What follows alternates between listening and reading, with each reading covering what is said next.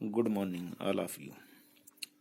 मैं हेमंत कुमार, साईं दत्ताराम धिंगड़ा सरस्वती विद्या मंदिर inter college Baheri Bareilly से। आज मैं कक्षा 11 के सभी बच्चों को रसायन विज्ञान का अध्ययन कराऊंगा। क्योंकि आप सभी बच्चे अभी 10th पास होके आएंगे तो आपको ये जानकारी देना चाहिए कि अब हमारे विज्ञान के अंदर भाग हो जाएंगे और 10th में भी हैं फिजिक्स, केमिस्ट्री और बायोलॉजी, जिसमें केमिस्ट्री का अध्ययन आप करेंगे। 2 बुक्स हमारे NCERT के तहत हैं, एक भाग 1 और भाग 2। मैं फिलहाल भाग 1 का पहला चैप्टर रसायन की कुछ मूल अवधारणाएं, ये चैप्टर 10th क्लास से रिलेटेड रिवीजन के तौर पर दिया गया है। आप जानते हैं भली भांति कि सभी बच्चे साइंस जिन बच्चों ने पढ़ी है तो प्रीवियस क्लास में आपको विज्ञान की डेफिनेशन बता दी गई है कि किसी भी विषय का वह सुव्यवस्थित और क्रमबद्ध ज्ञान, उसे हम क्या कहते हैं? विज्ञान कहते हैं। और विज्ञान की 3 शाखाएं होती हैं, भौतिक विज्ञान, रसायन विज्ञान और जीव विज्ञान, जिसमें बच्चों रसायन विज्ञान की बात आती है। तो देखिए, रसायन विज्ञान को आप इंग्लिश में कहते हैं केमिस्ट्री। और मैंने जब 10th क्लास में एक्स्ट्रा क्लास ली है तब मैंने आपको एक बात बताया भी है कि रसायन विज्ञान जो केमिस्ट्री है, उस केमिस्ट्री शब्द की उत्पत्ति कीमिया शब्द से हुई है। कुछ याद अगर बच्चों को आ रहा हो, आप लोगों को याद आ रहा हो तब। और कीमिया का मतलब होता है काली मिट्टी से, यानी कि मिस्र देश की ये पाई जाने वाली एक मिट्टी है मिस्र में, और उसके द्वारा उस पर कीमियागिरी, केमिस्ट्री बना है कीमियागिरी से, उस काली मिट्टी पर कीमियागिरी करी गई, यानी कि एक तरीके से कारीगरी करी गई। उसी को आधार मानते हुए केमिस्ट्री का नाम रखा गया। केमिस्ट्री में देखिए होता क्या है, क्या होती है केमिस्ट्री। देखिए, क्या कहते हैं कि विज्ञान की वह शाखा जिसके अंतर्गत द्रव्य के निर्माण, उसके गुणधर्म और उसकी परस्पर क्रियाओं का अध्ययन किया जाता है, उस विज्ञान की शाखा को हम क्या कहते हैं? रसायन विज्ञान कहते हैं।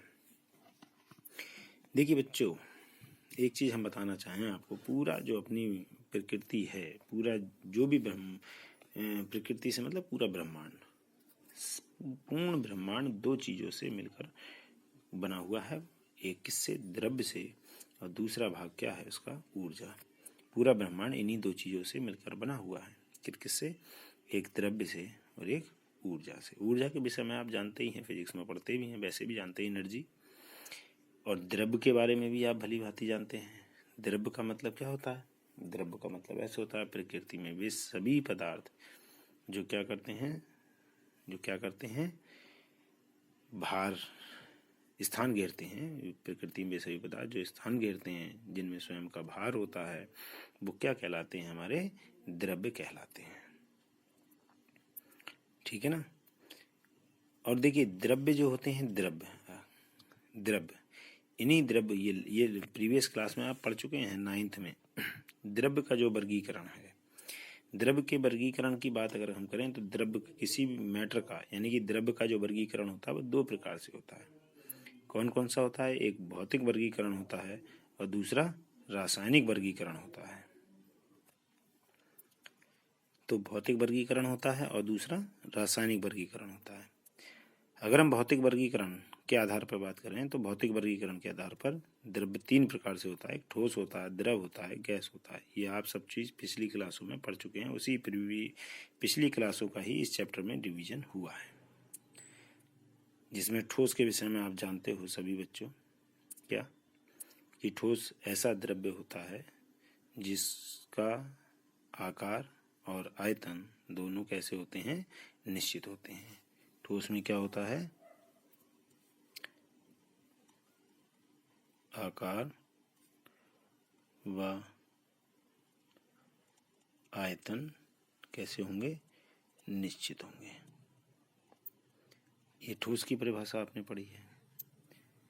ऐसे ही द्रव्य के विषय में आप जानते हैं क्या? इसमें आयतन क्या होगा? आयतन हमारा निश्चित होगा और आकार हमारा कैसा होगा? अनिश्चित होगा, अनिश्चित होगा। तीसरी बात आती है गैस की। तो गैस के विषय में भी आप जानते हैं कि इसमें जो होता है आकार और आयतन दोनों कैसे होते हैं? अनिश्चित होते हैं। मतलब इनका ना तो कोई आकार होगा और ना ही कोई इनका आयतन होगा। ठीक है, ये लास्ट ईयर आपने लगभग सभी बच्चों ने, चाहे हमारे विद्यालय के हों, कुछ बच्चे हमारे विद्यालय में नए भी बच्चे आएंगे दूसरे स्कूलों से, उन लोगों ने भी जहाँ भी अध्ययन किया है 10th क्लास का, इतनी बात तो आप सभी लोगों को जानकारी में है ही कि ठोस किसे कहते हैं?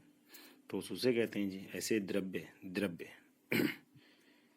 इस द्रव्य को हम अंग्रेजी में कहते हैं मैटर, और इस द्रव्य को कहते हैं लिक्विड। तो देखिए ठोस के लिए फिर बता दूं एक बार कि आकार और आयतन दोनों निश्चित होते हैं बेटा। द्रव्य के अंदर आयतन निश्चित होता है, आकार अनिश्चित होता है। गैस किसे कहते हैं? जिसमें आकार और आयतन दोनों अनिश्चित होते हैं। ठीक है, ये भौतिक वर्गीकरण हुआ। भौतिक वर्गीकरण से मतलब है जिन्हें हम देख के बता सकें। ठीक है, बाहरी रूप से देख के उनका वर्गीकरण हम कर सकें किसी भी वस्तु। जैसे हमने अगर कुर्सी देखी, उसको अगर हमने छुआ तो वो हमें महसूस होती है कि वो ठोस के रूप में है, हार्ड है, कठोर है। ये है। पानी हमने देखा, तेल हमने देखा, उसको हमें आपको दिखता है कि तरह वो बह रहा है, तो वो किस अवस्था में है? द्रव अवस्था में है। तीसरी बात गैस की बात करें तो गैस में हमने बहुत सारी, अगर हम धूप बत्ती लगाते हैं तो सुगंधित आती है, तो ये सब किस रूप में रहते हैं? हमारे गैस के रूप में रहते हैं। अमोनिया गैस है, कार्बन डाइऑक्साइड गैस है, ऑक्सीजन है, ये सब क्या है? हमारे गैसीय अवस्था में है। इसी तरह से अगर हम बात करें रासायनिक वर्गीकरण, रासायनिक वर्गीकरण का मतलब है कि उन पदार्थों में किस प्रकार की घटनाएं घटित हो रही हैं, उनमें क्या क्या परिवर्तन हो रही हैं, या क्या क्या उनमें परस्पर क्रियाएं हो रही हैं। तो रासायनिक वर्गीकरण के आधार पर कोई भी जो द्रव्य है, ये वाला द्रव्य, ये होता है दो प्रकार का। एक क्या कहलाता है? शुद्ध पदार्थ होता है, और दूसरा क्या कहलाता है? मिश्रण कहलाता है। एक को हम क्या कहते हैं? शुद्ध पदार्थ, और दूसरे को हम क्या कहते हैं? मिश्रण कहते हैं। देखिए शुद्ध पदार्थ का मतलब एक तरीके से प्योर सब्सटेंस है। मतलब ये जो है इसके, या ये ऐसे समझ लीजिए इसको कि वे पदार्थ जिन्हें किसी भी हम अन्य पदार्थ में अपघटित ना कर सके। जैसे अगर हमारा सोना है तो सोना सोना ही रहेगा, पीतल नहीं बन जाएगा। सोना है, चांदी है, ये सब हमारे किस में आ जाएंगे? शुद्ध पदार्थों के अंतर्गत आ जाएंगे। अब यही शुद्ध पदार्थ की अगर हम बात करें तो यही शुद्ध पदार्थ हमारा दो तरीके से, दो रूपों में विभाजित होता है। एक किसके रूप में? तत्व के रूप में, और दूसरा किसके रूप में? यौगिक के रूप में। शुद्ध पदार्थ का, अब आगे समझे, शुद्ध पदार्थ का वर्गीकरण। तो शुद्ध पदार्थ का वर्गीकरण किसमें होगा? तत्व में और यौगिक में। अब तत्व किसे कहते हैं? तत्व को हम अंग्रेजी में बोलते हैं एलिमेंट। जो मैंने आपको एक तरीके से शुद्ध पदार्थ और तत्व की डेफिनेशन एक ही है। तत्व वे पदार्थ होंगे जिन्हें आप किसी भी अन्य रूप में परिवर्तित नहीं कर सकते हैं। अगर सोडियम है तो सोडियम क्या है? एक तत्व है। सोडियम सोडियम ही रहेगा, पोटेशियम पोटेशियम ही रहेगा, एल्युमिनियम एल्युमिनियम रहेगा, लोहा लोहा रहेगा, चांदी चांदी रहेगी, पारा या मरकरी है वो पारा और मरकरी ही रहेंगे। वो रासायनिक क्रियाओं के द्वारा तो अन्य किसी चीज़ में परिवर्तित हो जाए अलग बात है, लेकिन वो प्रकृति में उसी अवस्था में, इसी रूप में वो प्राप्त होंगे।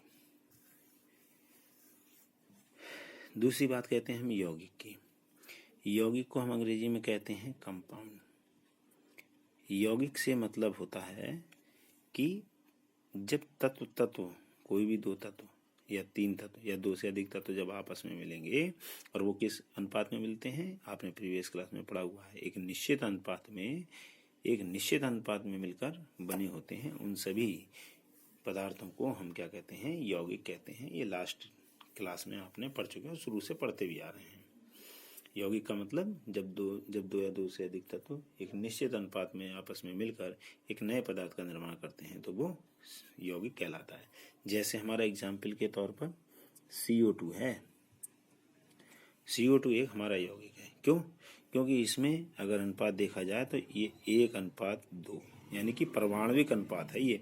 इसमें एक परमाणु किसका है, कार्बन का है, 2 परमाणु किसके हैं, ऑक्सीजन के हैं, ठीक है। तो ये 1:2 के रूप में है। परमाणविक रूप से कह रहा हूँ, भारात्मक नहीं कह रहा हूँ, परमाणविक, गौर से सुनने वाली बात है। परमाणविक रूप से इनमें निश्चित अनुपात है, क्या, 1:2 का। जल है, जल भी हमारा एक या क्या है, यौगिक है, जिसमें कैसा अनुपात है, 2:1 का है, परमाणविक, भारात्मक नहीं, परमाणविक। तो इनमें ये निश्चित अनुपात जो होता है, ऐसे सभी पदार्थों को हम क्या कहते हैं, यौगिक कहते हैं। नेक्स्ट लेक्चर में हम आपको ये इनका सबका डिस्कशन है, लेकिन शॉर्टकट में आपको हम बता दे रहे हैं कि तत्व का जो होता है, ये तत्व 3 रूप में विभाजित होते हैं। एक धातु होता है, एक अधातु होता है और एक उपधातु होता है। ऐसे ही यौगिक हमारे जो होते हैं वो अकार्बनिक यौगिक होते हैं और कार्बनिक यौगिक होते हैं। ठीक है बच्चों, आज के लिए बस इतना ही। हम नेक्स्ट लेक्चर में आपके लिए इन सभी चीज़ों का डिस्क्रिप्शन करेंगे।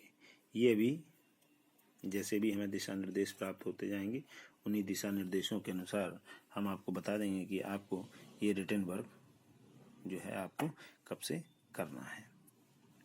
ओके।